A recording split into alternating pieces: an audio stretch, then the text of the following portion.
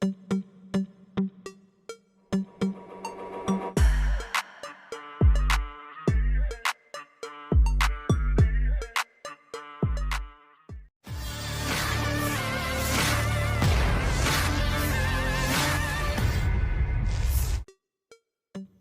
Rusia-Ukraina memasuki hari ke-798 pada Rabu 1 Mei 2024, ditandai dengan memburuknya situasi di garis depan menurut Panglima Pasukan Kiev.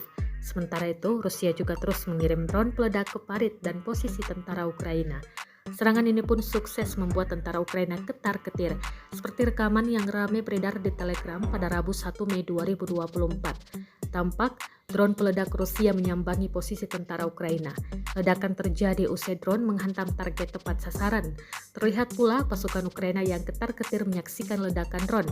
Beruntung tak ada korban jiwa yang dilaporkan dalam serangan ini. Namun